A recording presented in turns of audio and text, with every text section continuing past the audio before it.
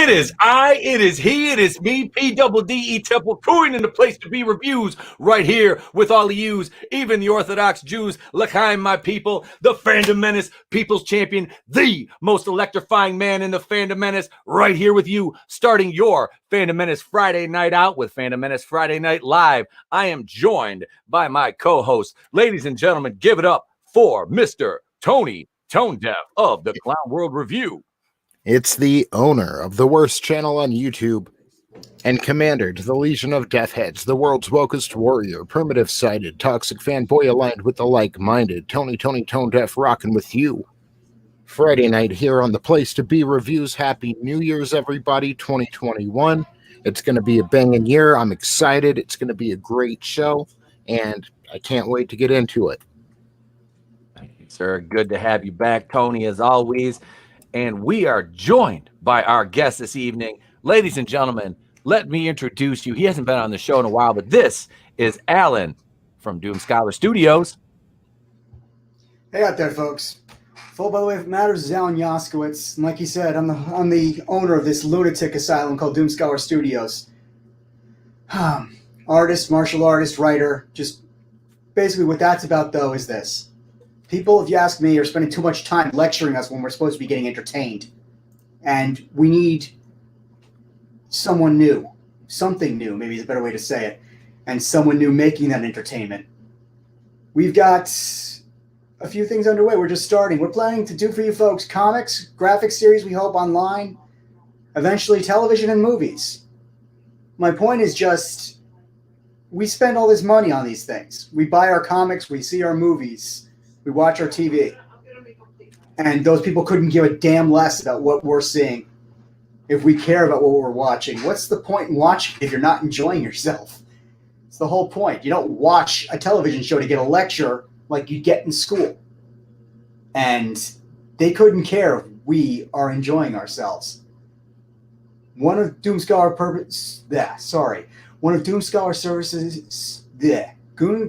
Studios' purposes is to make entertainment great again. We want to put things on the air that our fans are going to want to watch. We want to give you characters you're going to enjoy. We want to give you heroes you're going to cheer, villains you're going to boo, people you're not going to like, people you're going to love. We want you to get involved with what you're watching. We want you to enjoy it. That's one of the whole points, if you ask me, behind watching in the first place.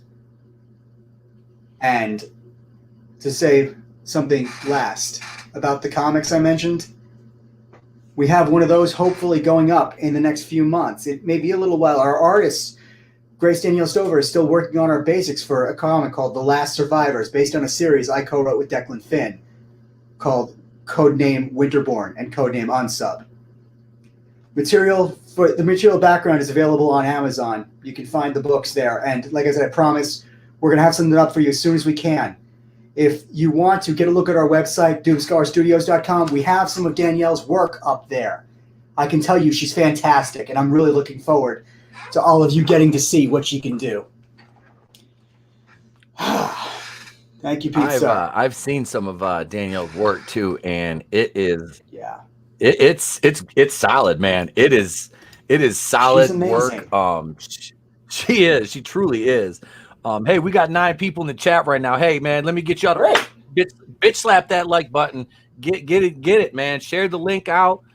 Tell a friend. Come on, this is Fandom Menace Friday Night Live. This is how you kick off your Fandom Menace Friday night, man.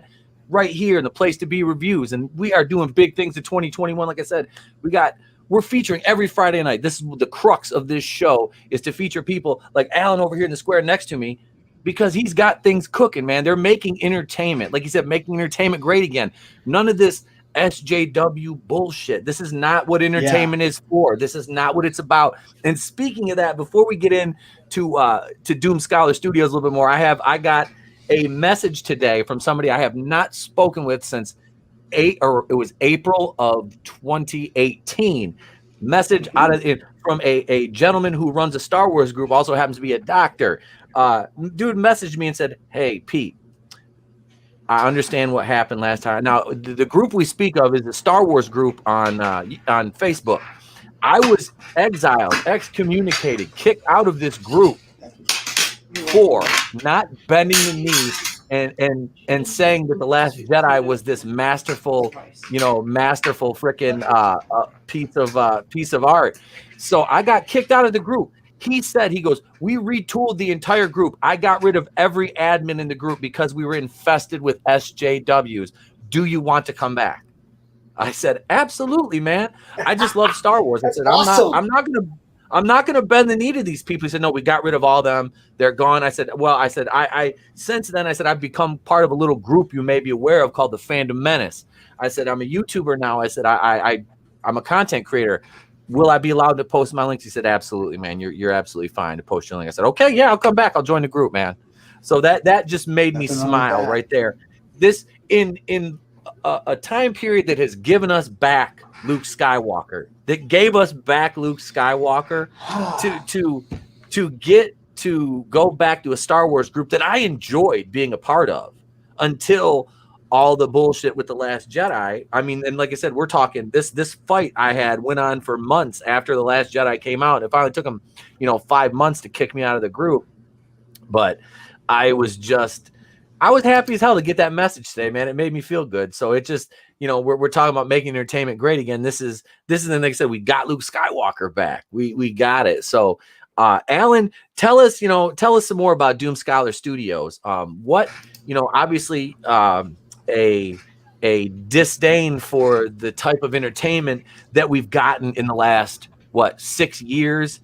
Since it really got bad. 2014 it started with Gamergate, and then 2016 the Ghostbusters, the female Ghostbusters kind of it pulled the it is. It's Ghostbusters is at the heart of this issue, I think. So tell us. I'm sure people led you to this. Okay, since people are interested, here's the backstory. Basically, I was in 2016 sitting in my apartment with my wife and reading various reviews on Ghostbusters 2016 and looking at some stories online from friends and associates. And the more I'm hearing about this movie, the more I'm going, oh God, this is going to be awful. This is not a remake. This is a social justice lecture. Where's the fun? Like it's like what I said before, but where's the fun in? And just I'm reading about this movie. I'm hearing what they did with the Janine character. They made Janine apparently into Janine's a man now, a model, I believe. Very good-looking guy, but as dumb as a stump. Janine was one of my favorite characters in the original series.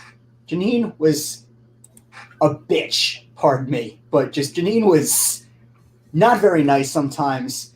She was a great character. She was very funny. Her interactions with Egon and the others were always fun, but what they gave us here was crap. And just, I kept hearing more and more about this movie. And I mean, I never saw it. I did a video at some point about that, just saying to people, what's going on? And I've been paying attention since then. 4 years I've been watching. I've been working on this since, and God rest him, since Joe Birmingham passed away, since before that. Yep. Joe was involved in this back then because Joe was the one who was listening to me that night go on about Ghostbusters. So I did a huge post about it. I wish I could still find it, but it's not out there now. Suffice that after that, I started getting a look at some of what else was coming out and started saying to myself, that's not entertainment. That's not worth watching. Pardon me, but I don't know how many people around here believe in capitalism, but just the whole point behind making a movie in Hollywood at least used to be, okay, you make the movie and you want to make money off of that movie. And you want to make as much money as you can. It's how it's how the actors and all these other people get paid this insane amount of money that some of them get. Yeah. But we're having stuff like Ghostbusters 2016 made, which I don't know how much money that actually made after paying for itself. Paying back the costs of making it. I don't know how much it got, but I imagine it could have done a lot better. And to give the best example I can think of right off the top of my head is Star Wars. What happened with episode 7, 8, and 9. And, I mean, I don't know that Disney would be doing well with the with I don't remember what the heck they call it, a Star Wars land or whatever it is at Disney World. I don't think that would be doing well anyway. Galaxy's Edge, thank you, sir. Yes. With Galaxy's Edge, from what I understand, Galaxy's Edge itself is crap. I'm told by friends, and just that's what Disney, I've heard too, honestly. Yeah, and I've heard Disney is not selling toys because one of the whole reasons you bring out those toys is because kids get attached to the characters when they watch the movies. If you ask me, they have their heroes and their villains, like I said. And I've seen a lot of people who like the characters in 7, 8, and 9 about as much as they like Jar Jar Binks. And they don't like Jar Jar Binks. It's just... they're garbage. When they built Galaxy's Edge, it was almost like they sat down with a pen and a piece of paper, wrote down everything good about Star Wars, and said, okay, don't do that. Let's do this instead. Let's make sure none of this makes it in there. Yes. And that can be said for Lucasfilm as a whole, but let's just apply it towards Galaxy's Edge. Yeah, well, the rest of Lucasfilm, because of Kathleen Kennedy, is not exactly in the best shape either. Mm-mm. Look, my favorite is still this. Pardon me, Pete, but just to tell you guys this. I thought I sent you this video, though, Pete. I meant to. There's a video up. I don't know where this bar is. I can't remember if it's, I think it's Midwestern United States. These guys, apparently in a bar together, they were watching the season end for Mandalorian. Mm-hmm. And you have the scene. There's got to be, like I said, over 100 men in this bar. And some of them are sitting, some of them are standing. Some have glasses in their hands, others other objects, who knows. But suffice, when we come to the last scene, and you have the man with the hood coming in, and they're starting to make noise. And then when he pulls the hood back and it's Luke, they started screaming. They were whooping and cheering and throwing things in the air. They were so excited, so happy by the idea that it was Luke Skywalker was back. And it was this big deal. Meanwhile, nobody wants anything to do with Rey or the other characters from those movies. But Luke comes back and we get that kind of reaction immediately. Something tells me Lucasfilm's got problems. Because why are you using characters that people don't want to watch? No, to go back to something you were talking about, Ghostbusters 2016. The budget was $144 million, not counting marketing, and it grossed $229 million worldwide. So that movie lost money. $78 million. You got to double that 144. Yeah, so you figure at least $300 million with marketing to round it. Yes. That movie lost upwards of $100 million. That's about 120 or so. Yeah. Yeah, that's a light side estimate of how much money that lost. And Chris Hemsworth played. Not to mention the ripples. Well, it started a chain of events in woke entertainment and woke mainstream movies with these gender swaps that have led a lot of us to become YouTubers. I know, like I said, I myself wasn't a YouTuber then. I started my first YouTube channel in 2006, ran through 2013, quit, came back in early 2019. But I was still consuming this entertainment. And when Ghostbusters 2016, because I was like, oh, Ghostbusters. And I was like, oh, this isn't Ghostbusters. It just, and you're sitting back and then you see people insult you because you're like, I didn't like this. Oh, you didn't like it because it had women in it. No, I didn't like it because it wasn't funny. Like you said, Chris Hemsworth played Kevin, the bumbling. Women aren't funny. We to go back to the Cartman bits we were doing before we went on air. Say it, Wendy. Women are funny. You're just a sexist. No, you're just a sexist. Yeah, that's it. But really, it's like you had Chris Hemsworth replace Janine and Annie Potts' character, and it wasn't funny. And to me, I think, and this is Chris Hemsworth is funny. That was just poorly written. Like, I think if they would have made him not a complete moron, like they tried to act like Paul Feig admittedly does not know how to write for males. He doesn't know how to write a male character. So, and that shows because he made, Hemsworth effeminate. It was cringy to watch. And then the dance number at the end of the movie, just just horrible. But no, so we're here. We are now, 4 years later, and we're seeing some, some motion. The wheels have been kind of put in motion to bring back, like you said, with what independent creators like you're doing, Alan, with Doom Scholar Studios, and even in the mainstream, we got Luke Skywalker back. So it's a step in the right direction, because Lucasfilm is a for-profit company. They're not the March of Dimes. They're not they're not a nonprofit organization. So, and that's the problem with people like her and this infestation of just ideologues who don't care about profits. They will tank an entire IP in the sake of pushing a woke false narrative.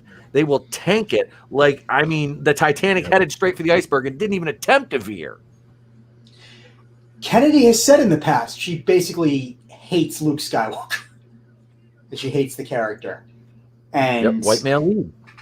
Yeah, white male lead. And just God forgive me, some idiot I imagine is going to call me a sexist for everything I'm saying. No, I'm not a misogynist.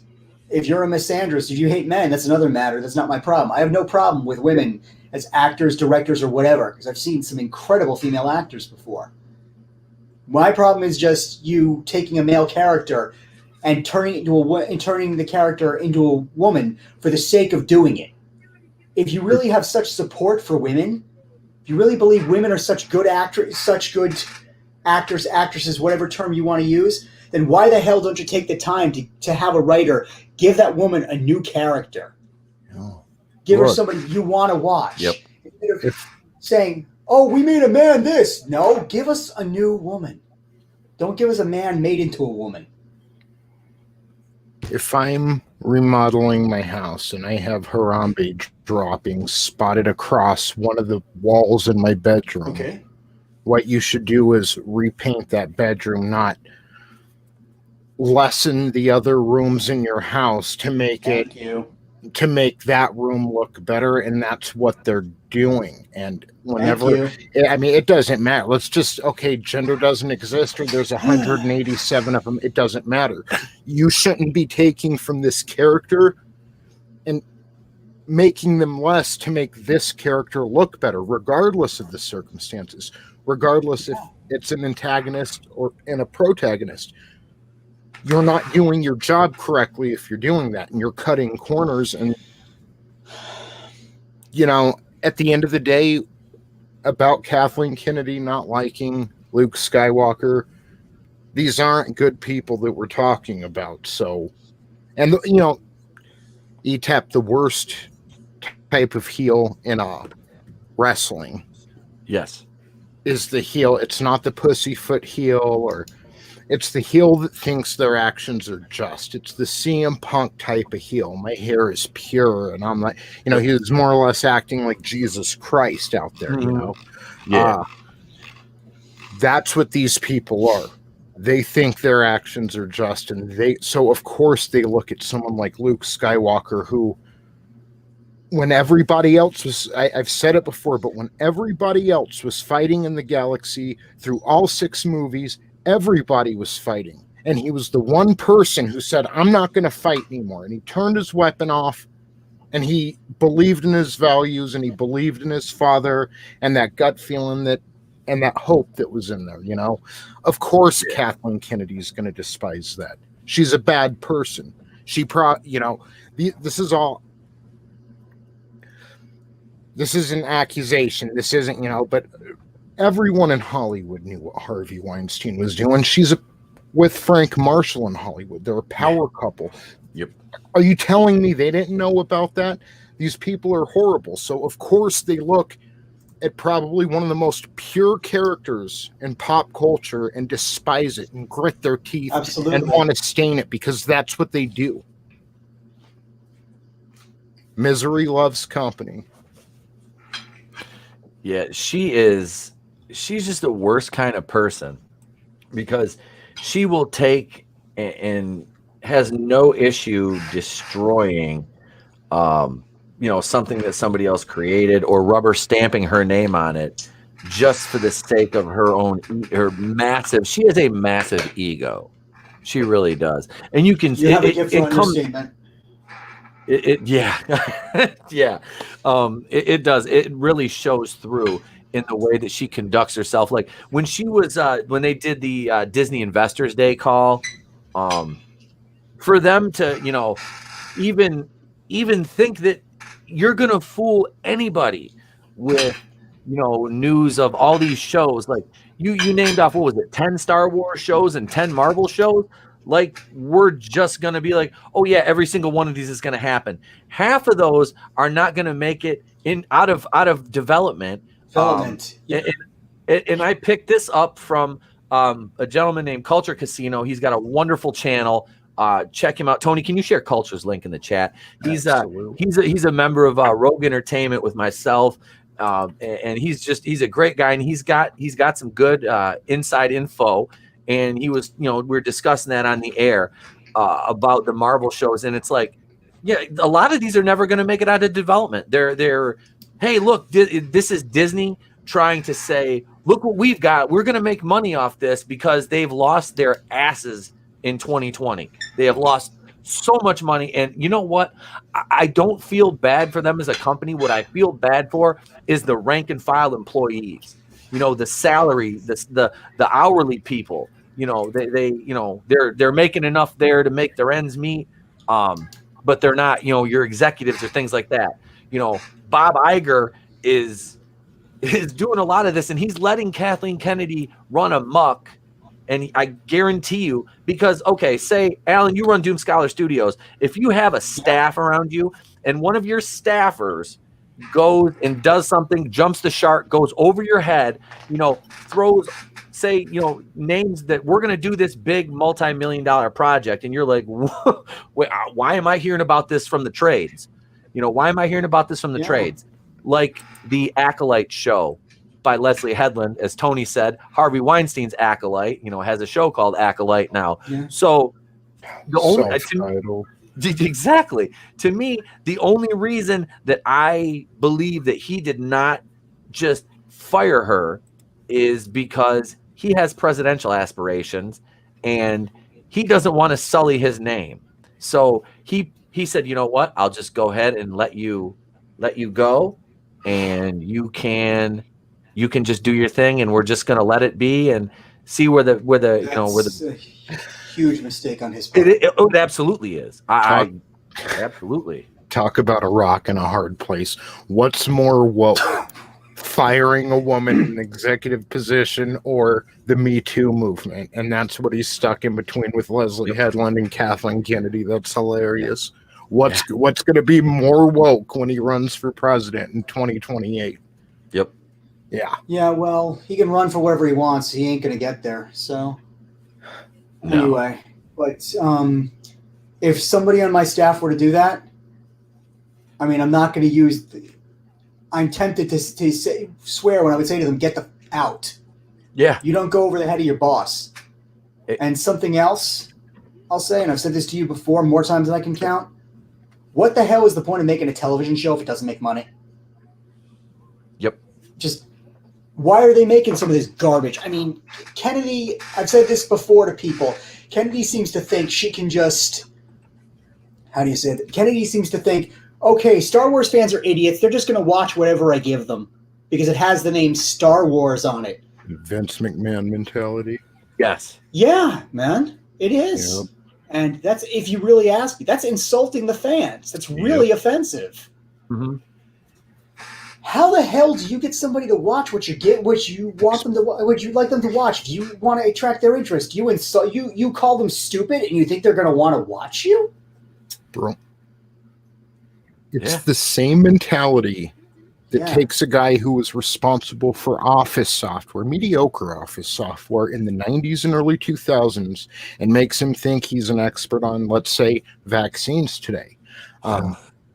People get to they amass a certain amount of wealth and start thinking they know what's best for everybody else because they've attained a position themselves. Or a certain amount of authority more often. I mean, just, pardon me, but, and I don't like discussing, as I've said to people before, I don't like discussing politics with friends, but I'll say this now. I'm conservative. Not going to deny that anymore to anybody. But just my issue is, I don't want the government telling me what to do.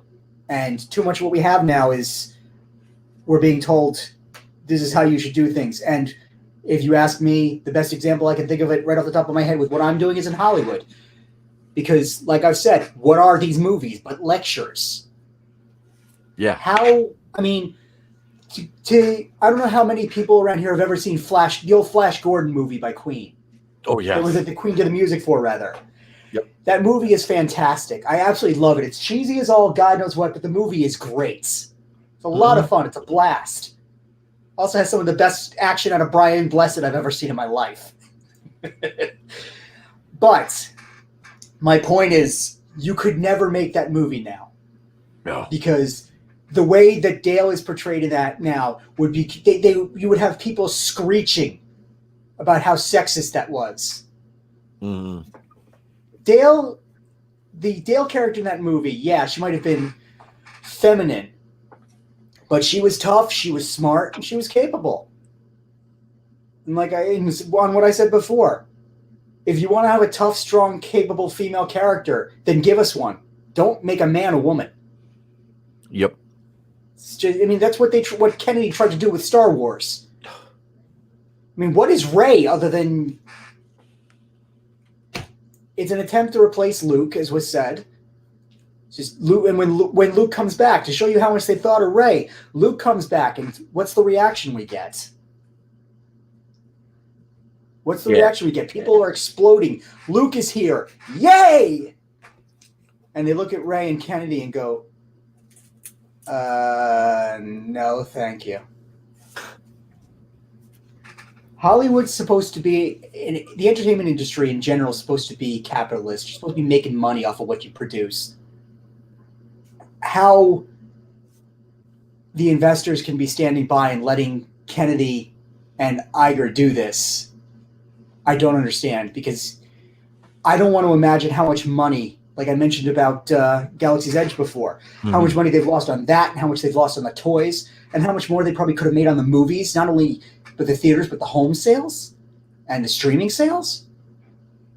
But instead, you've got these people who are too busy, like I said before, writers, actors, or creators who are too busy trying to lecture us. Yeah.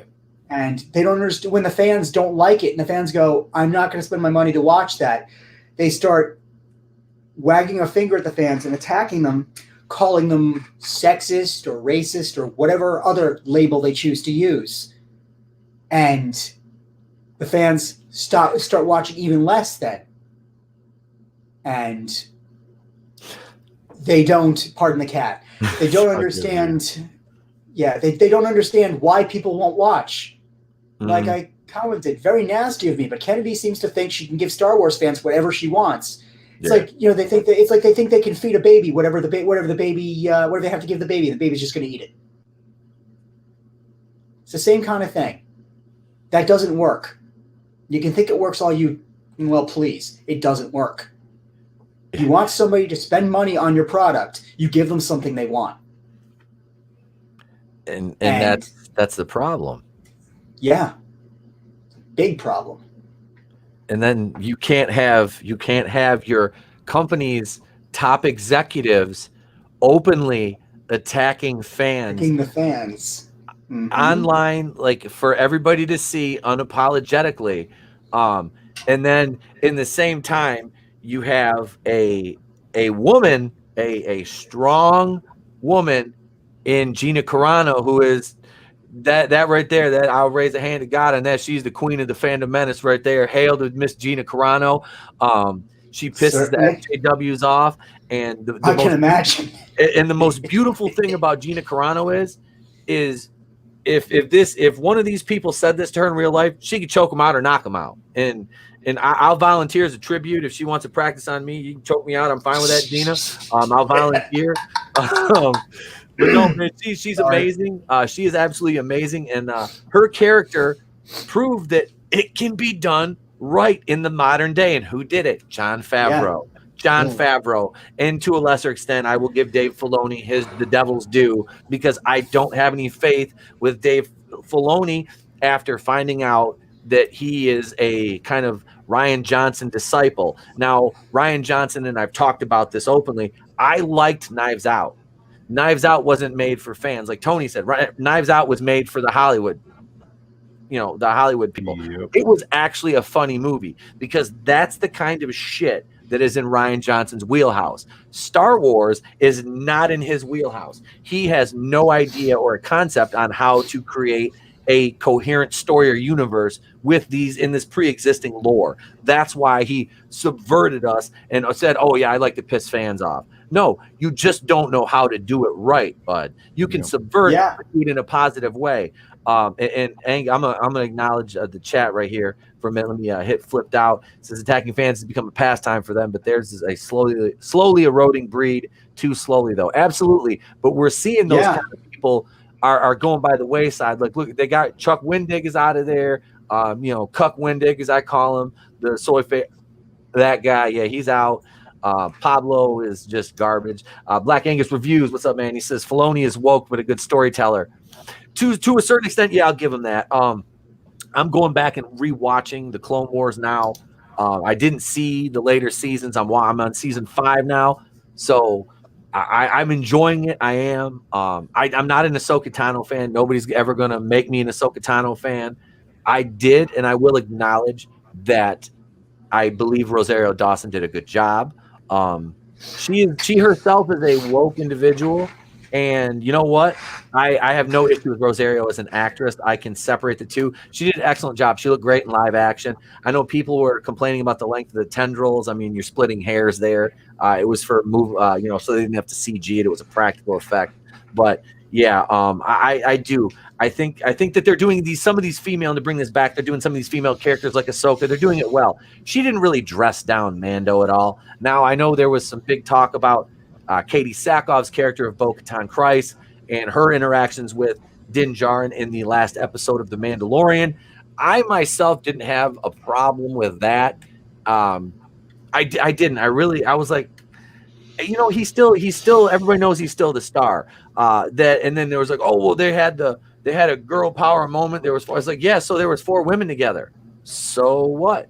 They weren't like spread out across a battlefield with 200,000 people and then all of a sudden ended up in the same spot for one fucking shot in a movie so they could go like an Endgame. No, it pretty much happened organically, and all 4 of them are badass warriors. You've got a Republic shock trooper, you've got a fucking assassin in Fennec Shan, and you have 2 Mandalorians who are warriors. So to me, it's like they're fighting against stormtroopers who have been proven in that universe to be fodder. This wasn't girl power. This wasn't woke. It was good storytelling.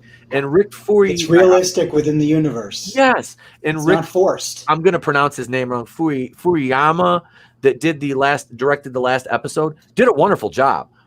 Kudos. The last episode, I haven't seen all of it, but from what I understand, it was incredible. It absolutely. So that brings us to the whole crux of the Pablo Hidalgo situation. And JM 2021 says, yeehaw, hey, what's up, man? Bitch, slap that like button while you're here. Hey, Jay, sir. Hit the subscribe button if you're not a subscriber, man. Help us push that number up. Bring you more content. Bring more to the table here. But yeah, man. So the Luke Skywalker scene, though, was freaking just absolutely fantastic. Oh, and Pablo Hidalgo was making fun of Star Wars Theory. Now Star Wars Theory, everybody knows who he is. He's got a couple million subscribers. Did the Vader fan film, Shards of the Past. Mm-hmm. I liked it, but like my man Salvador, hail Don Salvador of 2 Cents Toys. Subscribe to Salvador. Tony, can we get Sal's link in the chat? Yeah. He said it. He said he made his comments about that, and I always. Sal, I trust his opinion, man. And I don't know, this whole deal is just, he said Shards of the Past. He's like, there was too much force lightning and Palpatine yelling and not enough action. And he was right about that. But I mean, I respect Star Wars Theory. He put up was like $100,000 or better to make this thing. I've seen some wonderful fan films that have beaten anything under the Kennedy Lucasfilm envelope. If you've never seen Birth of a Monster, you need to watch that one. There's a bunch of good Star Wars fan films. But so Pablo attacks this guy for crying when he saw Luke Skywalker. Hey, guess what? I fucking cried when that happened too. I was sitting in my living room. My wife was sitting right where I was because she works from home now because all this bullshit. And she had the office door open and she hears me going, "Oh shit. Oh shit." And I did, man. I can't help it. I've waited since 1983 to see Luke Skywalker as a fully A fleshed lot of out people have. Jedi, a fucking Jedi master. And it was like, and the thing to me was it mirrored what they did in the end of Rogue One with Vader so beautifully. So I really enjoyed That was probably that. why they did it. And for Pablo Hidalgo to have the audacity to attack somebody for praising and obviously enjoying something that your company created, the product, you're insulting somebody for enjoying the product that you're selling. This is my issue. It's like, what level of cognitive dissonance do you have to even justify that? The level of mental gymnastics is just sheerly fucking astounding to me at that rate. I've seen this one before. Do you mind me making a quick correlation? Let's cut all the fat out of this Star Wars theory Pablo Hidalgo thing. Let's get all the cut out of there, all the baby laxative out of the Coke, let's get it all out. And when you strip it down to its bare bones, this is exactly what's going on with the fans in Gina Carano, just kind of inverted. In one, you have someone from a position of power going after a fan, where in the other, you have fans going after someone in a position of power. But it's the same demon, and what it is in these people's minds, the world's made of two different kinds of people, victims and victimizers. They are victims, no matter what. So if you don't like their movie, you're a victimizer. If you have your own opinion that doesn't align with theirs, you are making them victims. So it's justified that they come after you. And it's important that you understand that, even if it's by re-education. I'm eating. So, I mean, that's what it really comes down to. You're either with them, against them. And if you're against them, well, you're a victimizer and you're the worst kind of person. And it's just another level of insanity. It really is. It's an extreme. It's black or white. Either you are or you're not. And yep. While they talk about non-binary, they're the most binary people I've ever seen. Absolutely. Yeah. Anyway, it's just the same thing. Pablo going after Star Wars, it's the same thing as the fans going after Gina. At the end of the day, it's just hate. It's just they're looking for an excuse to hate you. So yeah, it's ridiculous, man. And it's the same thing we've been dealing with since we talked about Ghostbusters, man. Since that came out, and it happened this year, and I'm glad I made a video. I don't care if only 30 people watched it, whatever. But I made a video about Leticia Wright, and I think the reason that not many people watched it is because not many people give a shit about the MCU anymore, which is fine. I really don't care about a lot of the stuff coming out either, but I was excited for Black Panther 2. Let me explain. I didn't want Leticia Wright to be the new Black Panther. I know they did it in the comics. I know they did it. That's fine. If they want to do that, cool. But she got attacked on social media for sharing what they called anti-vax tweet. I think it was an anti-vax tweet or something like that. So I mean, it was still on? Yeah. It was absolutely ridiculous. But she got attacked by the same kind of weirdos who are attacking Gina Carano now. So in 2 years, when Black Panther 2 comes out, and there's a story or an article written by some just whack-ass, quote-unquote, journalist for some online garbage, trade, that the white male toxic fans ran Leticia Wright off of social media, we're going to be able to play the exact same card that they did when they said that shit about Kelly Marie Tran. Bullshit. It was the weirdos and the SJWs cannibalizing one of their own. Because Leticia Wright's a bit woke. I still like her. I enjoy her work. I didn't think she was terrible. I think Shuri's kind of a bitchy character. I have some issues with the character, but Miss Leticia Wright seems like a wonderful, warm, and caring individual. I have no problem with her. So I think it's going to be hilarious when they when this happens, because you know what's going to happen. You know what's going to happen. So I don't know, man. But yeah, that's sorry. I just had to go on a little rant about that because it goes. I'm attacking the fans, you know, and it's like, oh, they're blaming the fans. So it's not us, you know. She left social media completely because of that. I just and you know, then you want to rewind to Rose Tico and Ray, and then you look at what they did to Letitia Wright, like, you hypocrites, you know. And and nobody was hating Daisy Ridley for being Daisy Ridley. No, we didn't like the character, right? Like I said, I've on record many times said I like Daisy Ridley. I think she's funny. I think she's goddamn adorable. She's got a good sense of humor. She cusses like a sailor in interviews. And I mean, she's a bit small. she's a bit small, but I mean, I think Daisy Ridley's gorgeous. But yeah, I mean, more, it's, you know, I've never really seen her in anything else. I know she was in Murder in the Orient Express, but yeah, man, I don't have a problem with her. Her character's shit. Same thing with Kelly Marie Tran. Kelly Marie Tran is hot. They dumbed her look down so she wouldn't outshine Ray, who was just Kathleen Kennedy inserting herself into the story. Oh, this stream is Sal's chrome ears must have been ringing because he heard me mention his name. This stream is bad and you should feel bad. Thank you, Sal Zoidberg. I love you, bro. Let's see. Here's JM 2021 says Rose Tico and Ray are whack, poorly written characters, but I have no issue with both actresses. No, and that's the point. You know, what I'm getting at is, yeah, nobody has a problem with these actresses. It's the weirdos on Twitter that are attacking these people. Well, we're not in fourth grade. We're smart enough to understand that it's the writers and the casting directors, and we understand that there's a lot more that goes into a movie than a cameraman and a couple people in someone's front yard.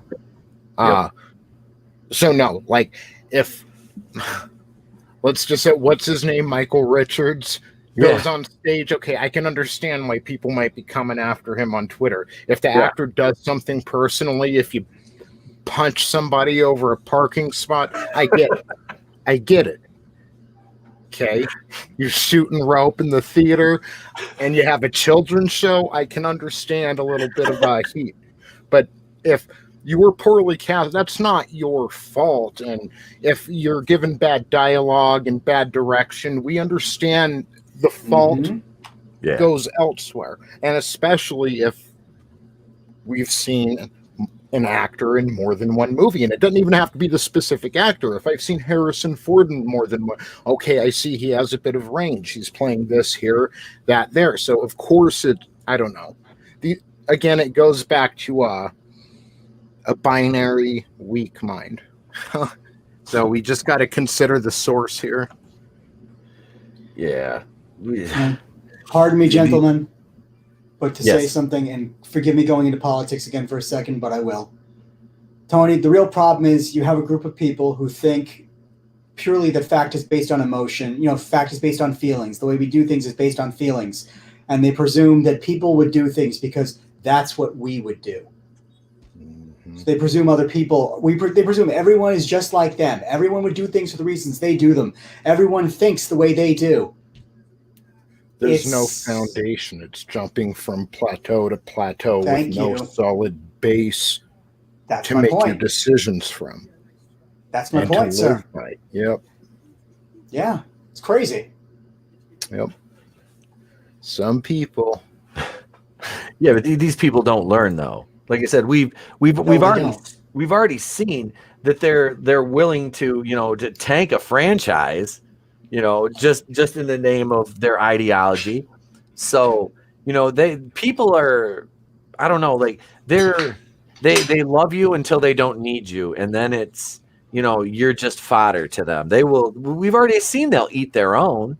I mean, like I said, Letitia Wright, you know, she's an absolute sweetheart. You know, she happens to be a little bit woke, but you know, that's whatever. It is what it is. I'm not going to hate somebody for that unless they give me a reason to. But now Don Cheadle's just a little richer in that woke currency. So, and thank you for bringing that up. Yeah, Don Cheadle. There you go, right there. Perfect example. He went hard in the paint on her.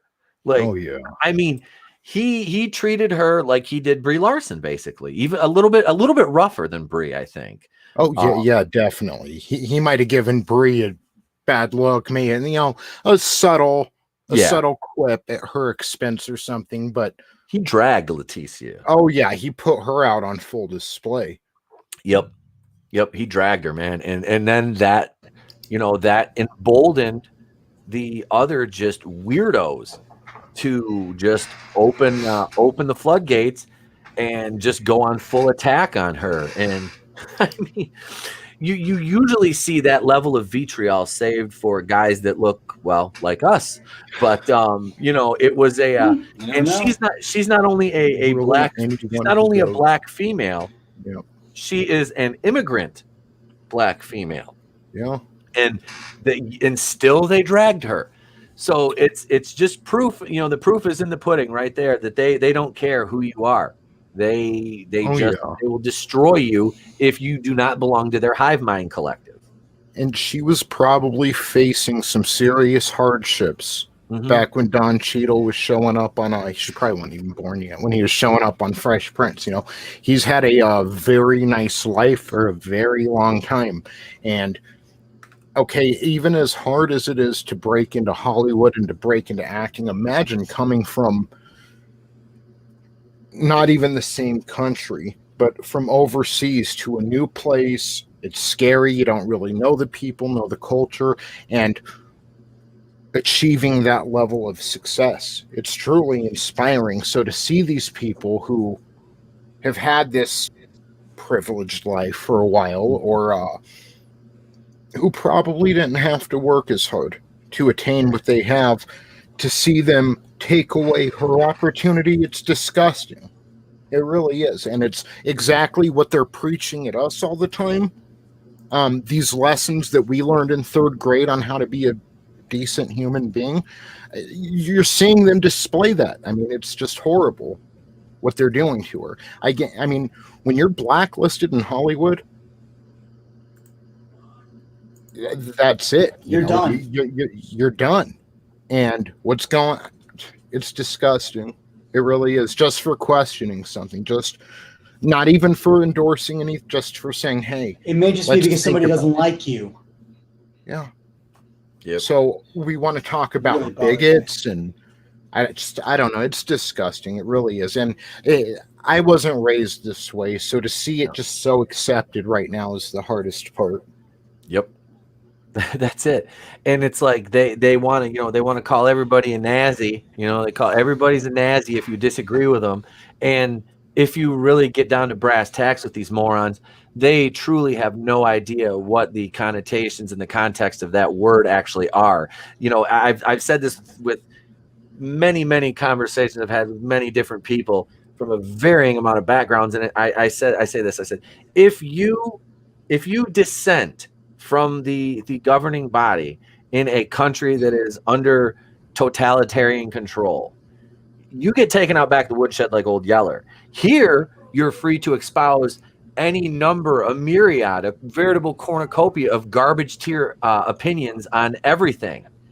And, this goes right along with the entertainment, and yet you're free to do so under the microscope of being looked at like a complete idiot.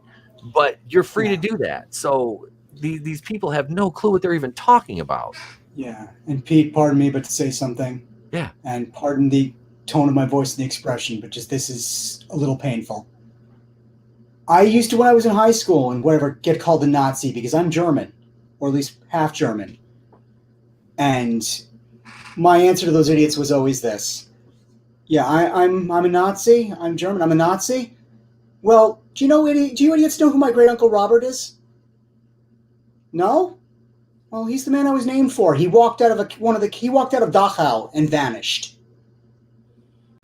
Most of my mother's family passed in that war. We found out only maybe 5 years ago that Uncle Robert was one of the Schindler Jews. We had no idea for years. I mean, these idiots call everyone they want a Nazi. They have no idea what that fucking word means. Pardon my language. No, trust me. Dude, I'm sorry about my language, man. It just drives me crazy. That hits me They right. don't understand what the word means. Yep. They don't understand what that means, and just they are willing to insult anyone. They're willing to belittle anyone. They're willing to attack. But if you agree with them, if you support them, they will leave you alone. If you disagree with them, you're a target. Yep.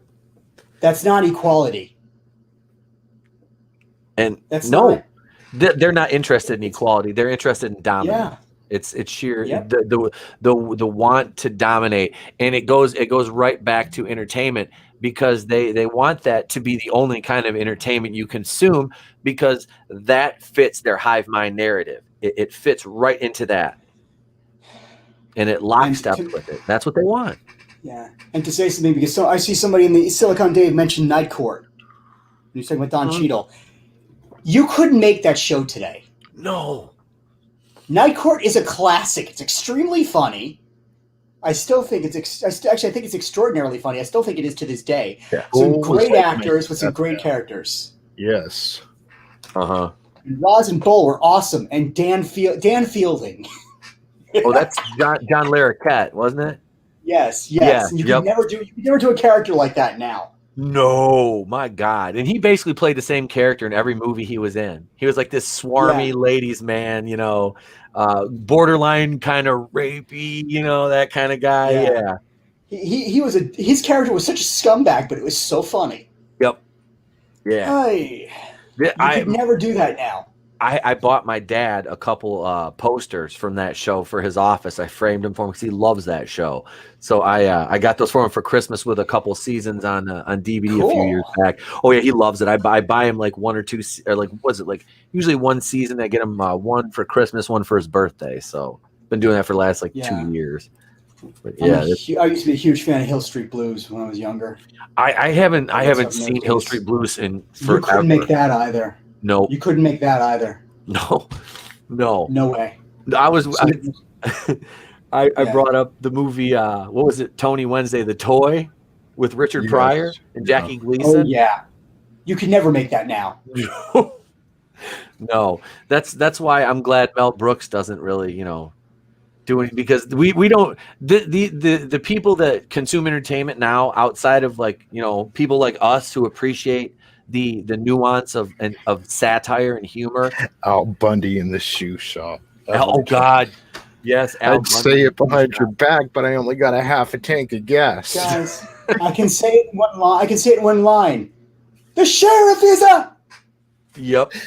Out of Blazing Saddles. You could never make Blazing Saddles now. No. The black sheriff was the quote unquote strongest character in the movie. He was the smartest, the most capable character in the movie. But they would call that racist. Yep. That movie is like a pinnacle of movie making. It may not be on paper, but psychologically it's a great movie. And the main character in that movie is a black man. Was it Cleavon Little? He plays the part brilliantly. Is it Cleavon Little? Is that his name? I believe. I think so. I can't remember for sure. Thinking it, I've never looked that into it, but just thinking, because I was gonna say Mel Brooks did it better than Quentin Tarantino, but God, he had to have been highly inspired by Blazing Saddles and making Django Unchained. Oh yeah. Yep. I mean, I guess it's obvious, but it took me 20 years to put Brett the Hitman Hart and Sharp. Yeah, Cleavon Little is Bart. So Cleavon Little. Be a little slow. Yeah, you're only a couple years back, Tony. You're good. I'm like, you're good. Hitman and Sharp. Oh yeah. Yep. Yeah, that makes sense. And how many I wonder if he could even call his finishing move the sharpshooter. Yeah. Could you make the producers or the producers or what was the other one? Trying to think of another Brooks movie. I can't think of the title. But you couldn't make most of his movies now. My 5-year-old loves Spaceballs. Dude, he goes in the bedroom and puts that on the Blu-ray on and sits there. So it was he started reciting the yogurt lines where he's like, Spaceballs, the flamethrower, and he stops and Trey looks at me and goes, the kids love that. I'm like, yes. He's like, he did he did say when we were setting up stormtroopers. You know, you guys see I've showed you pictures of my collection. I'm setting up stormtroopers, and he looks at them all, and he takes one, and he's moving around, and he goes, "How many assholes we got in here?" I'm like, "Oh no, oh no!" I he wish knows that one. Oh yeah, he did. He goes, "How many I assholes still we got remember in the here?" whole sequence. And my wife says, "Hello, gentlemen." Hello. Yes. Hello, they Hello, say. Mrs. Hello. Yaskowitz. All right, I'm Yes. gonna go now. Okay, Mrs. Yaskowitz, I love you. I love you, Mr. Yaskowitz. Yeah. Oh, to show you guys something. I've Make a texted point my about wife. I've texted my wife during the shows and had to bring what me I am snacks. So. What I am about appreciating old TV and movies and stuff. This was my cousin, God rest, my cousin Jerry left me this. Oh, that's beautiful. I have one for Superman in French, and another for the Bat from one of the old radio shows. That is nice.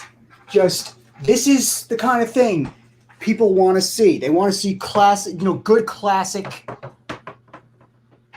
on their TV. They want to see if they want adventure, they want to see a hero. And what they're being given is not a hero. No. Yeah. They don't want a hero. They want a message. Their narrative is their hero. Yeah. And the fans don't like it. And pardon me, folks, but I'll say, oh, hail peeps. Hello, sir. I will say, guys, if you're not a member of Doomscour Studios on Facebook or one of the other groups, please join. Yes. Get over there and join. Get over there and join. Yeah. There's link. Actually, to change this. There's links in the chat, and also there has been for the last 6 months there has been a link to the Doom Scholar Studios group in every single description of my videos, so you can find a link in any one of my videos or in the chat right now. Tony's putting that out. Thank you, sir. Yeah. You can get over there and join the group. Support independent creators. That is so important. Yeah, man, it's important. That is, you have to, you can't, you simply, this is, it doesn't matter if it's Comics Gate or anything. It can be any independent creator. They don't have to be associated with that. Just independent creators, man. Get out there and support them, because if you want good entertainment, if you want non-woke entertainment where story is center and not identity politics, these are the kinds of people that you're going to want producing your entertainment for you. That's what it amounts to. We can't, we can't be all talk, and this is, people like me, my goal is to help, spread that message. I do content, but it's like, we all got it. We all have to grow together. That's the thing. It's not me, it's we. And, that's the way I look at it. And that's the good thing about being part of a community like this is we're all free thinkers, and we want good entertainment. We want, multiple opinions. Not everybody has to agree. You can debate things, intellectually on an intellectual level, not down in the gutter slinging mud like the other side likes to do. They take it there immediately. So yeah, just support these independent creators. That's my message. Yeah. But so speaking of, go ahead, Tony. Go ahead, bro. No. Go ahead. Feel free. No, I was just gonna say, speaking of mainstream entertainment, now we talked a little bit about The Mandalorian. There's another kind of big thing going around right now, and it's Wonder Woman 84. Oh God. I watched it twice this week. And I was not happy. I love Wonder Woman. The original movie, was freaking great. It was great. Gal Gadot is a beautiful woman. She's talented. Extremely capable actress. Yeah, and she's a soldier, so it's like she's got that. She's got that down. She's not just some little stick figure they threw in there, and she has no kind of combat background. I'm not saying she did combat, but she's trained military. So that's something she had going for her too. So the first movie was great. It really was. This one, Oof, Tony, where do you want to start with this, man? Alan, you said you haven't seen it, but Here's why I haven't seen it, though. Here's why I haven't seen it. I was speaking to a friend of mine the other night. Of course, I'm not going to use a name here and everything, but apparently he took his wife to see it. And they're sitting in the theater watching the movie, and she's normally one who doesn't like to interrupt during movies and everything. And she's bothering him to get it. She, pushing him to get his attention. She finally gets his attention and says, "Why are we watching this? This is awful. Can we get out of here?" And they left. My sister, one of my sisters rather, has seen it with her husband. My mother, I think, saw part of it. They thought it was awful. I'm getting told by all sorts of people, do not waste your time on this movie. The first one, like you said, was good. The first one was very good. This one, I'm told, is nothing more than an attempt to give a bunch of comic book fans a lecture. It's taking swipes at a president, taking swipes at men. It's not about entertaining people.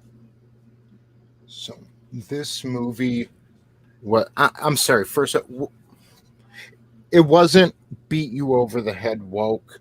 Mm-hmm. If you just shut your brain off, I guess. Like certain movies, it's unavoidable, but it's there. It's weaved in finally. And what movie did I say a couple months ago, ETEP, that I watched, and I said it's woke, but it's so finely woven in? The Boys. The Boys. Yeah, yep, The Boys. The second season of The Boys.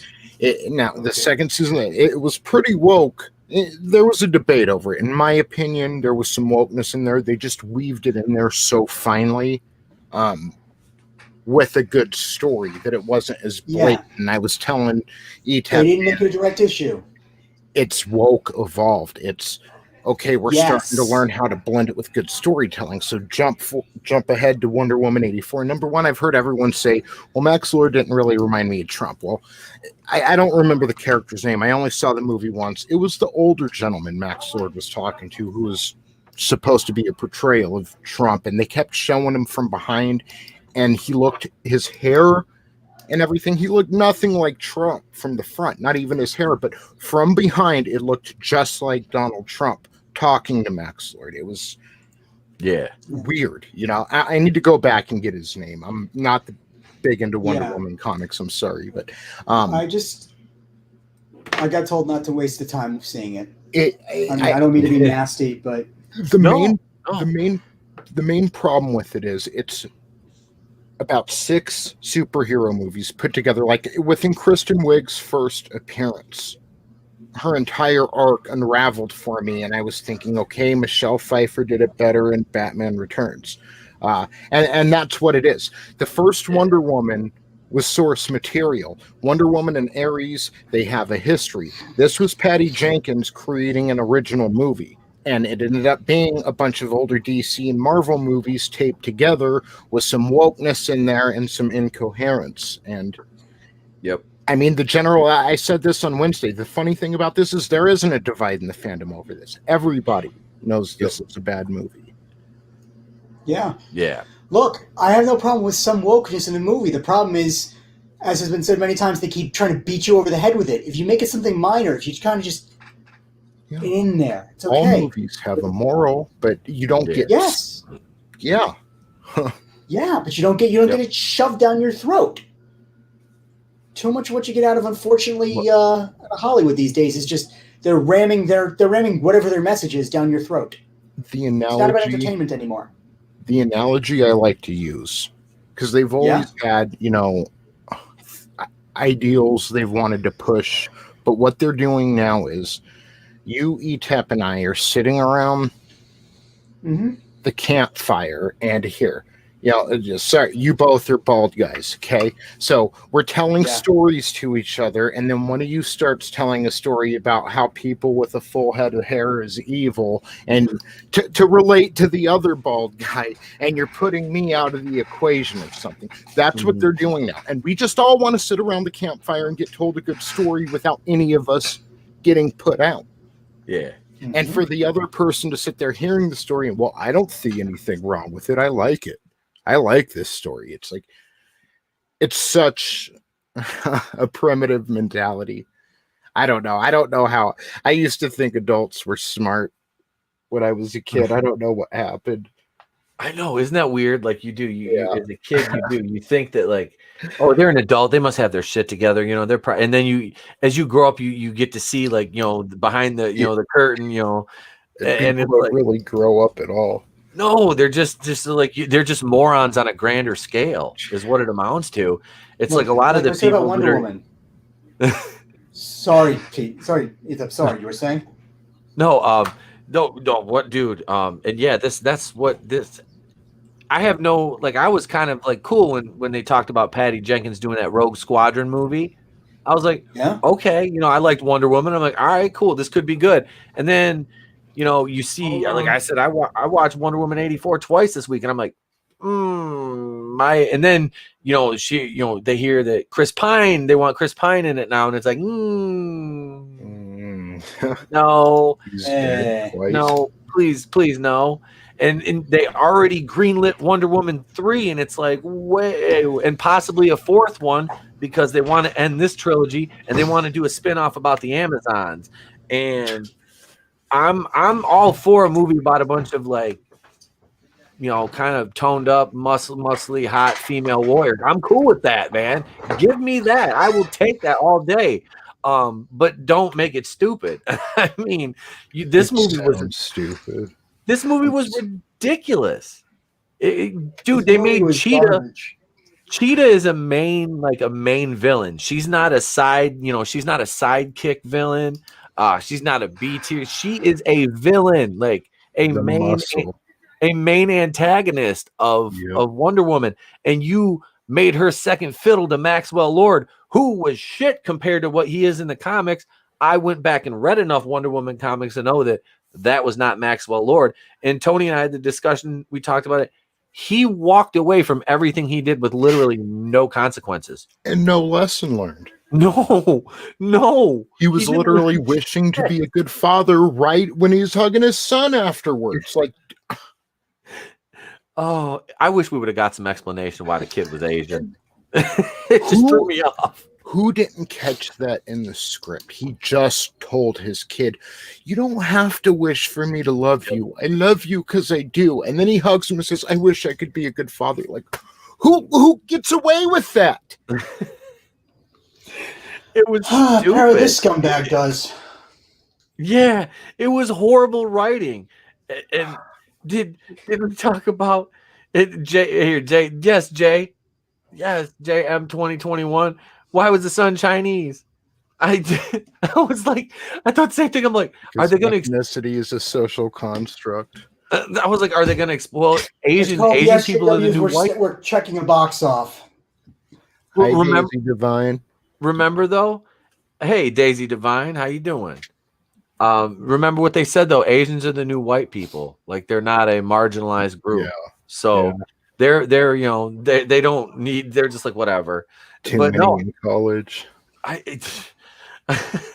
They did. They did though, man. They just threw it's like here. This obviously like South American, accent. This guy has a Asian son and go. And it's like, can we at least get some? Did he have? Was his wife ex-wife? Because he was talking about having him on weekends, But yeah, it was. He learned nothing. And then Cheetah. Okay, so at the end when they do I take my wish back, Wonder Woman fucking electrocuted her. Yeah, like, underwater, she electrocuted her. Why did you say she's like, I'm sorry, and then I'm like, damn. She was like, I don't want to kill you, but you're leaving me with no choice. And why'd you apologize for knocking her out? Yeah. She's been kicking the hell out of innocent people and like destroying the world. Like, it's just that was like a virtue signal. That apology. Like if you were killing her, okay, the I'm sorry was deep, but she was awake and looking at the sunset 5 minutes later. Yeah. I was like, and Jesus, did she look like a reject from Cats, or was it just me? Ooh. Like, oh my God! All I was thinking the whole time was, "We're the Jellicle Cats." The Jellicle Cats. Yes, I've seen the goddamn musical. I have. I've seen it. I watched the movie. I rented the movie. It was horrible. it was bad seeing Magneto as a freaking cat. But no, yeah, that they, and then Kristen Wiig, like we said, she's the same fucking character in every role she plays. Everyone, there's no range there. Like, she was Michelle Pfeiffer's character in this, and Jamie Foxx's in The Amazing Spider-Man, and Jim Carrey's in Batman Forever. Oh, Edward Nygma. Oh god, Superman. The best thing about Batman Forever was the soundtrack. Yeah, I hate U2. I really do. I hate the group U2, but that song "Hold Me, Thrill Me, Kiss Me, Kill Me" is freaking bad. I love that song, and it's got Kiss from a Rose too. I changed VH1 every time it came on. Pop-up video and shit. Well, my just God. Yeah, Daisy Divine, you're right. You could see her feet not touching the ground. And seriously, can we just all agree just one more time, put this thing to bed, that if it had been Superman and Lois Lane had died and she mysteriously came back because of a monkey paw and occupied some rando woman's body, and Superman had sex with her, that people would lose their shit on Twitter.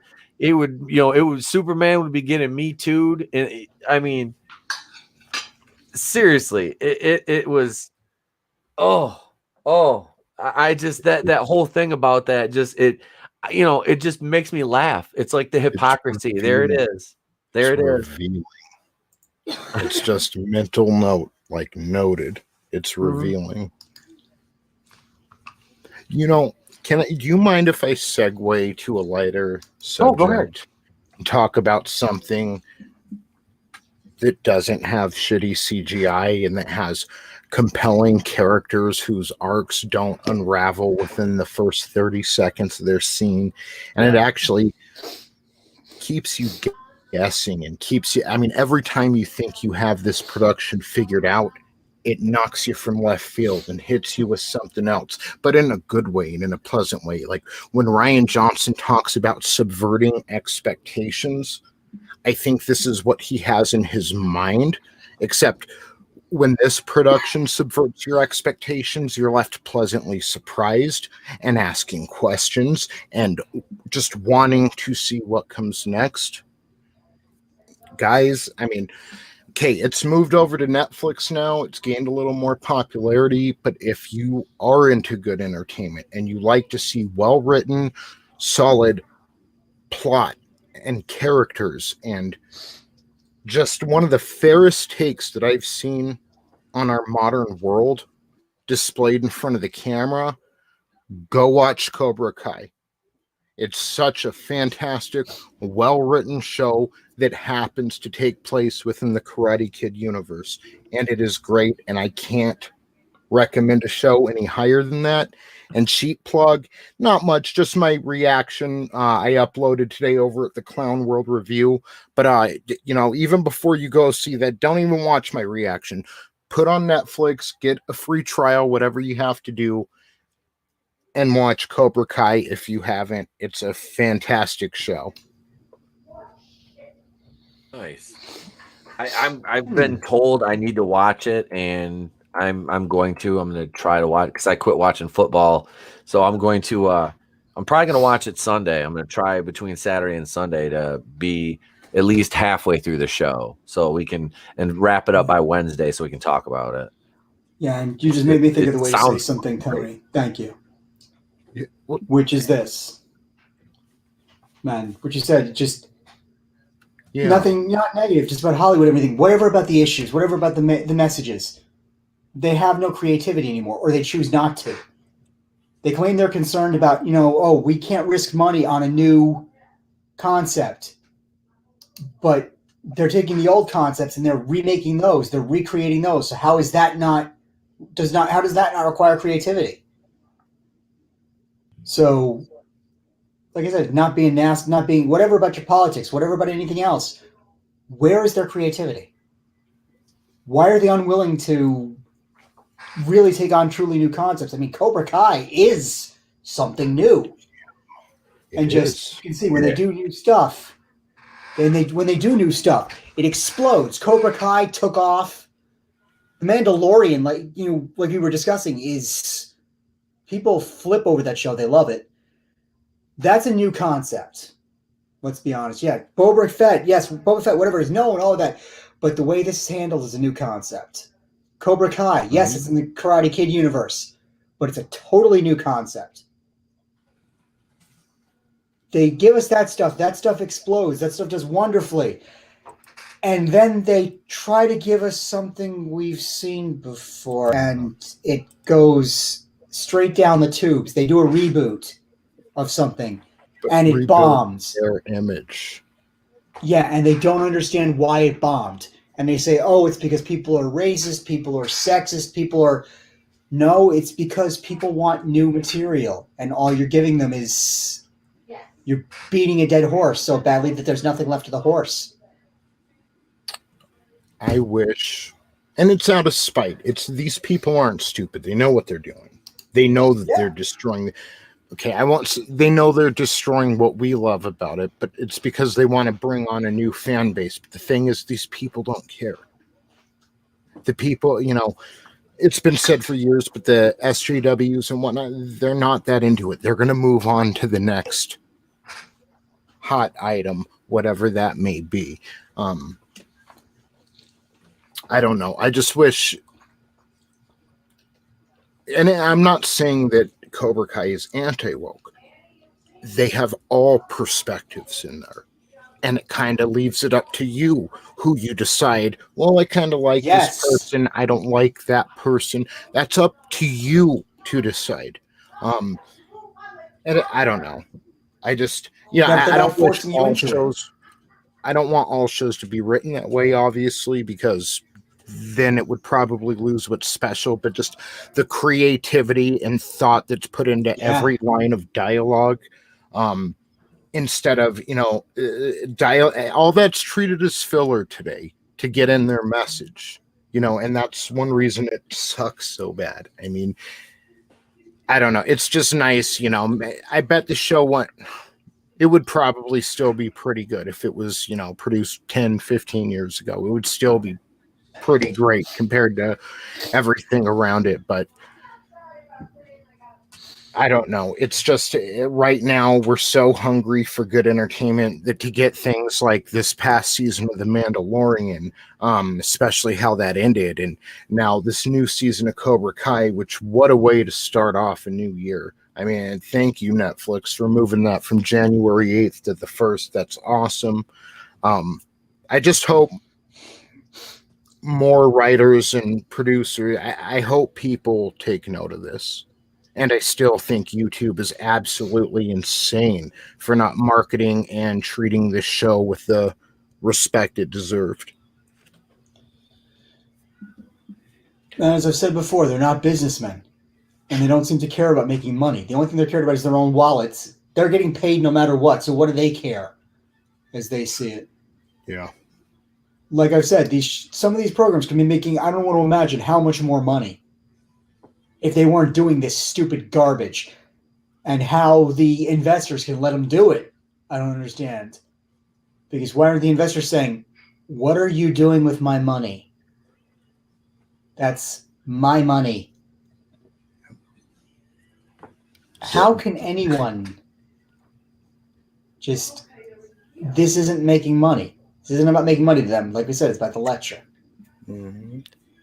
That's the problem. It's what you were saying? No, I was to say that's the problem too.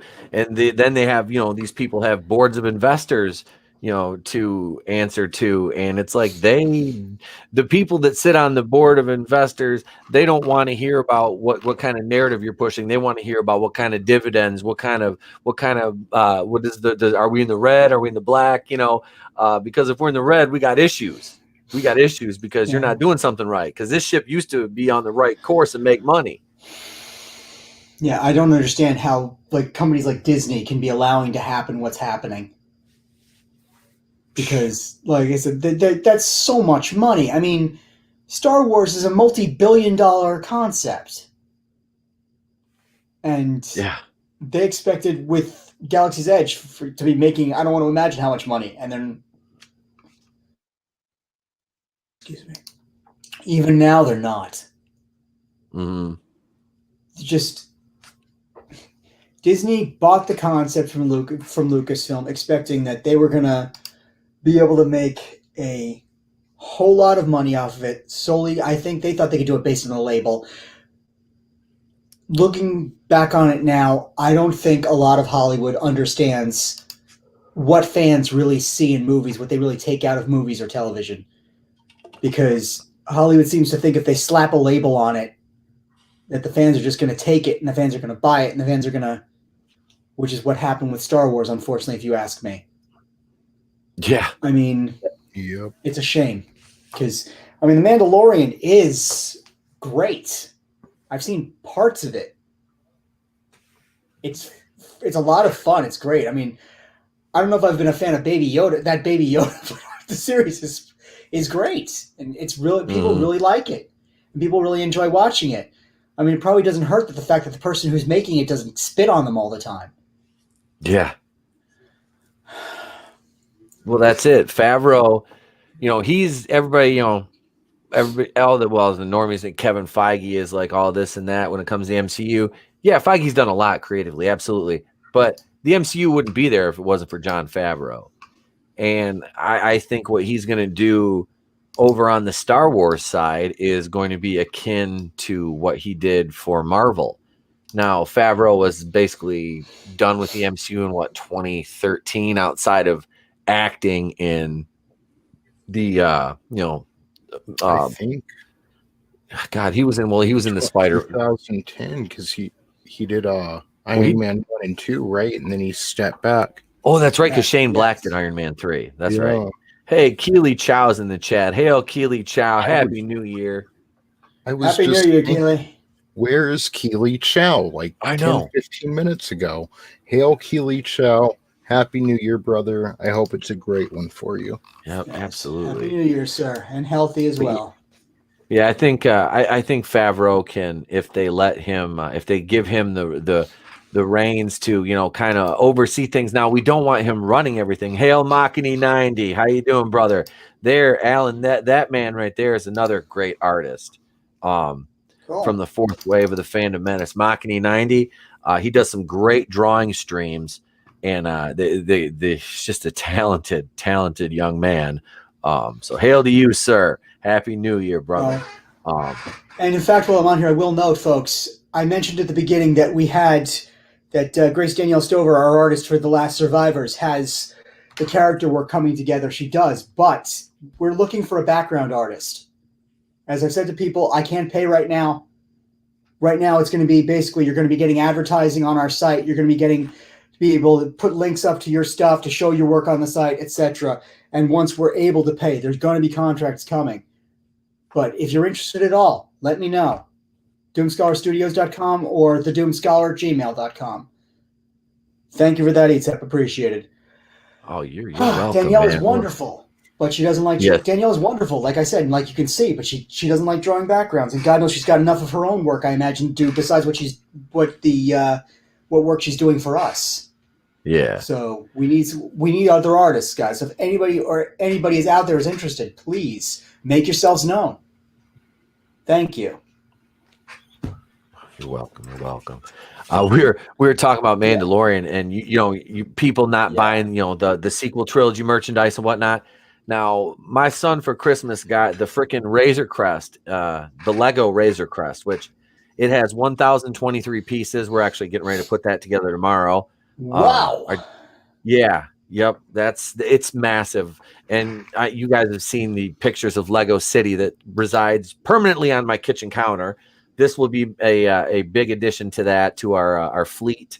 But yeah, I don't have a landing pad big enough for that. But yeah, we got another Minecraft village and that. And I got the Anakin and Obi-Wan Mustafar set, where they're floating down the river on little droids. It's actually pretty sweet. It hinges and comes together and goes apart, and they're on their respective little platforms, slide back and forth. So I had fun putting that one together today. But yeah, we got the Lego Razor Crest to do. And then my kid got Jango Fett, And now these are Black Series 6-inch figures from my mom. He got Jango Fett, he got Mando, he got Cara Dune, IG-11, and two, but he got 2 Imperial Stormtroopers, too. So yeah, I asked my mom. Tell him to be careful where he puts them, considering they can't stand on their own. Oh yeah, they I've got all the weapons, or all the card backs and everything are nice. I open them with a razor around the edges, and we leave all the weapons right in there. So I said, in a couple years, when you're old enough, bud, you can have all the weapons. Dad's got them all set aside for you. But and God knows the stormtroopers can't use them, so they can't hit anything anyway. No, they're accurate with their blasters as without them. But yeah, man, that so the Mando merchandise is like, because I asked my mom, I'm like, how did you find a Cara Dune? She said she ended up paying quite a bit for that Cara Dune figure. But she's like, oh, I'm gonna get him Boba Fett too. They just didn't have one yet. I'm like, they need to make a Fennec Shand. I want one of those. I want a Fennec Shand and Boba Fett, and I want to get I want a throne for him, like in Jabba's palace at the end of the episode. That scene was, oh my god, dude. So they did the post credit scene. Tony, you know what I'm talking about, right? Alan, did you see the finale to Mando? Yes. No, I didn't. I didn't get the chance to. So they do this just awesome post credit scene, and Mando walks in. You see these. They're in Jabba's palace, and Boba Fett comes down the stairs. Fennec Shand, like, she shoots the one guy, and Boba comes in and fucking just blast. Bib Fortuna's kind of put on a few lbs, and he's sitting in Jabba's throne. You can tell he's running shit, and they shoot. Boba just shoots him, pushes him off, and sits in the throne. And Fennec Shand grabs a bottle of like what's supposed to be like their hooch and just sits next to him on the throne. And I'm like, and that's what they laid out, that coming December 2021, they got the Book of Boba Fett series. I was like, oh, and this is after the Luke thing. You got that, wasn't it, Tony? It was that episode. Yeah, sounds fun. It was like, so you got Luke Skywalker and you got a teaser for the Boba Fett series, which I was like, man, it's just gotten that was like a 1-2 punch for that episode. It made it so much more enjoyable. It's like, so we have good Star Wars to look forward to. We didn't get a Star Wars movie this year. We got some great Mandalorian episodes, which is better than any movie we've gotten since. Considering what the movies have been doing, oh yeah. Yeah, I watched Rogue One earlier today. I had it on as background noise. I don't mind Rogue One. I'm not terribly offended by it. I don't think it's that good. I like the battle on Scarif a lot. I still don't think we need a Cassian Andor Star Wars series. I don't think we need that at all either. I mean, maybe I'm alone there, but when does that stop them? Exactly. Part of my cynicism is they've been giving us such garbage. Since when does that stop them? Unfortunately. No, you're absolutely justified in that cynicism. I mean, with what they've given us, it's shite. Ah. Our cats look the same, bro. What? I can't. Hang on a second. I'm not letting mine in. No, that's Gibbs. This is Snowy. And your kid, that's really weird. See, baby. Holy crap. Hey, Gibbs. Mine don't like to be held, obviously. Snowy. Gibbs I haven't heard. He just got to be in the middle of. I haven't heard Big Meech knocking on the door yet. Yeah, I have 3 of them in here. The paperweight is someplace else. Tony's got the fucking glasses. Hold on. Hey Tony, did you see Sal's time lapse video? That was so touching. That was awesome. Dude, yes. What was the time lapse, man? Salvador made a time lapse New Year's Eve video, and Sal made a custom action figure of myself, him, and Cody, from the board. We were on the boardroom together a while ago, and he made one of Tony and didn't tell him he didn't tell you he was going to do it, did you? Did he? Cool. No, I just saw it today. That was so awesome. Yeah, he showed me a picture a couple days ago, and I was like, oh shit, dude. He goes, I can't wait for Tony. I was like, dude, he's gonna flip when he sees that, man. So yeah, that was That was awesome though. He did it was a New Year's Eve video he did, and it was a stop motion video with all the action figures, and it was like our New Year's Eve party. We had the little droid Gonk was serving us beer off the top of him. He had little beer bottles, and Sal's Garbage Destro. can droid. Yep, he's sitting there playing the piano, and I'm on the couch drinking beer. I think Tony was standing up over. There was like Cody's figure was over there, and then there's a couple other figures in there. It was fun though. It was really cool, and I like I said, he told me he was doing it. I didn't know the extent of what he was doing. It was, man. I watched it last night, probably about 20 minutes after it dropped, because I was in bed at 12:30. Last night was honestly the first time I haven't had one single alcoholic beverage since I was probably like 13, I think, on New Year's Eve. I didn't. I was drinking water all night, and I went to bed at 12:30. Oh, hey, Daisy Divine's got a question for you, Tony. Cylon or RoboCop? I think those have got a Cylon quality to them. Those aren't RoboCop. Those are Cylon. That's a Cylon. You know what sucks about these is I'm sorry, I've they don't never have the little red watched thing going back Battlestar and forth, Galactica. so. I just had to Google Cylon. I think that's who Cylon's from. Yep. But I do have it on DVD. Yes. I need to watch it. You know what? These are my favorite glasses, actually. Like, I have all these pairs. I have chrome, which are a little boring. I've got the red ones, the blue ones. These are my favorite, but there's green right in the center. So when I use my green screen, I've got a hole right in the center of my head. And then whatever's the background is the background. And it has a certain Terminator 2 quality to it. T1000-ish. I don't know. Just kind of sucks. I can't use them how I'd like to. You heard, by the way, they're supposedly trying to make another Terminator flick. Wait, maybe it'll work this time. Why? Why would you do that? Because they can't come up with any new ideas. I'll say it again. Don't let Tim Miller anywhere near it. Make Good a grief. show. Yeah, dude, they had a show. The Sarah Connor Chronicles was good. I know, and it worked. So make another show. Yep, it was good. If they could do it again. I just don't trust them to do it again. I really don't. Speaking of shows, did either of you guys watch the first season of Prodigal Son? No, but I've heard of it. I need to watch it. Man, it was good. It's on Hulu. The cat that played Jesus in The Walking Dead is the main character. Thomas Paine, I think his name is Tom Paine, something like that. He's good. It's a good show. Man, I'm excited because it starts up in like a couple weeks. So I'll be reviewing that. And then hang on. Oh God. Batwoman comes back on the 17th, and I will be reviewing every single episode for you guys. You have my sympathies. You know, and at first I was kind of happy because I saw the young lady that's playing Batwoman is really kind of hot. She is, and I'm like, all right, she fills out the Batsuit a little bit better than Ruby Rose, and then I got a couple, I saw a couple of the trailers, and I'm like, oh, and it's just like her whole "it's time to be powerful." I was like, oh God, it's it's like I said, hey Batwoman, you couldn't get worse, and then in came Javicia Leslie and was like, hold my beer. Etep, just to tell you, my AirPods might be about to go, man. So if I disappear, I'm sorry. Okay, well we gotta wrap it up anyway. I know Tony's got to get going. Yeah.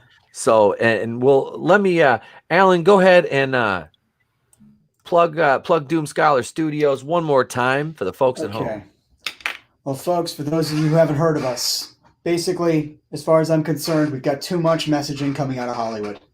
They're not enough concerned with making us good entertainment anymore. And the whole point of making movies and television, comic books, everything, is to have good entertainment. It's for people to enjoy what they're watching, what they're reading. And Doom Scholar Studios, we intend to make entertainment great again. Mega. Got a strange sound to it? Yes, but it works, and it's true. We have the right to enjoy what we're watching. They spend... Where does the money they make these shows with come from? From our pocket, because we paid for what came before. And It's our money that pays their salaries. They should be more concerned with making us good entertainment than with this garbage they keep feeding us. Like I said before, you don't want to get a lecture. You want to enjoy what you're watching.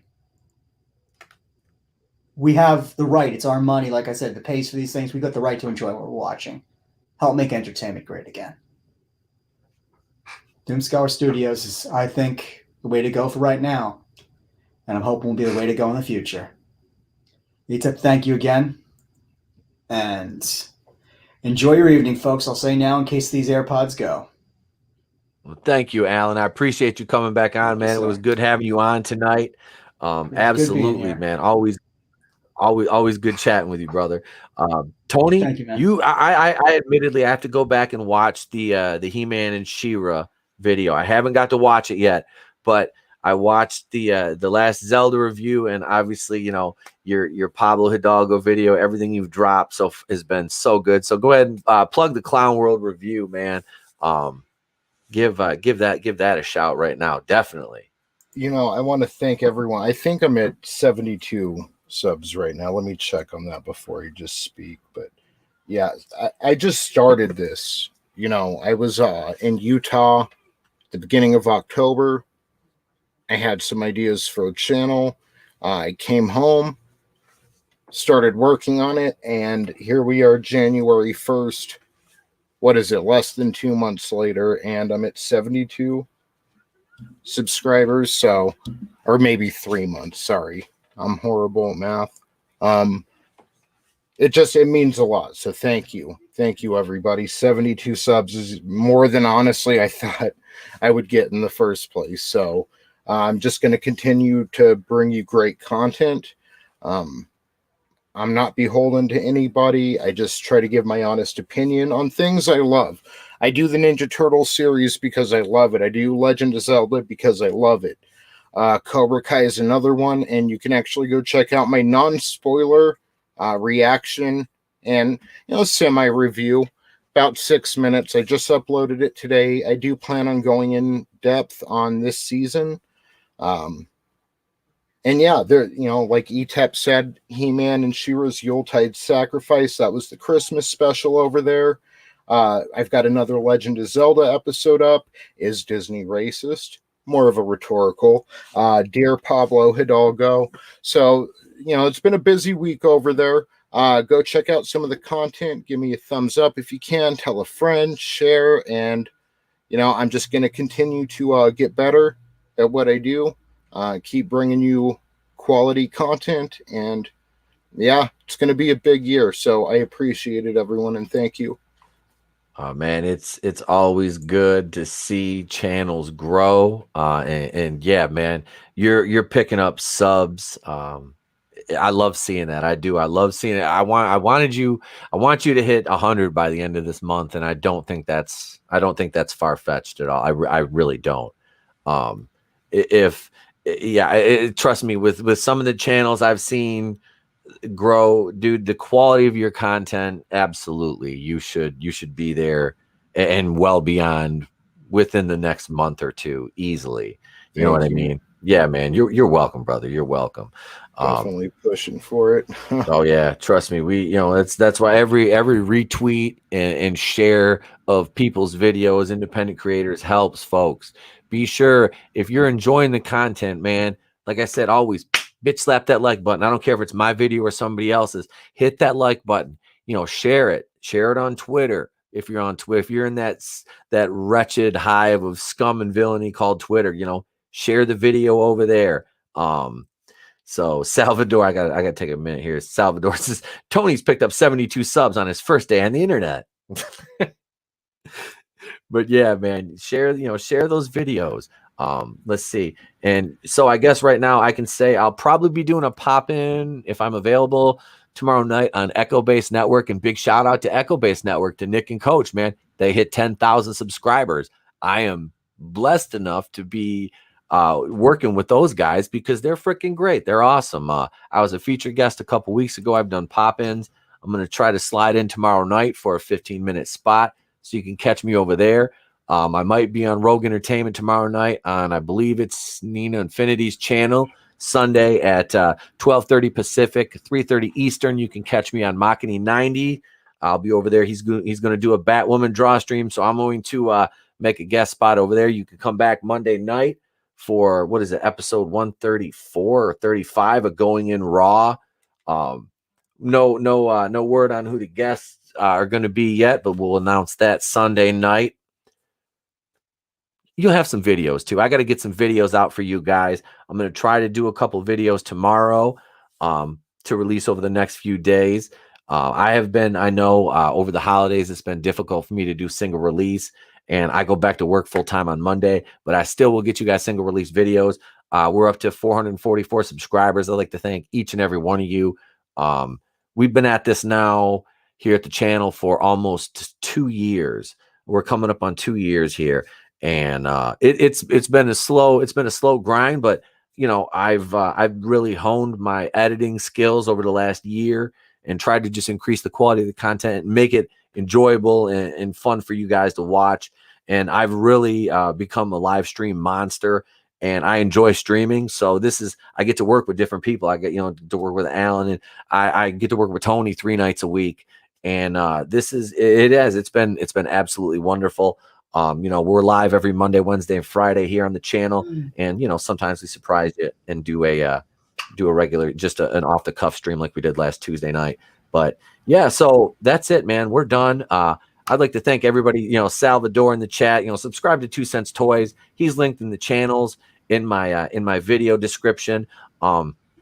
Makini 90, Daisy Divine, Keely Chow, Admiral Tiberius, let's see, M 2021.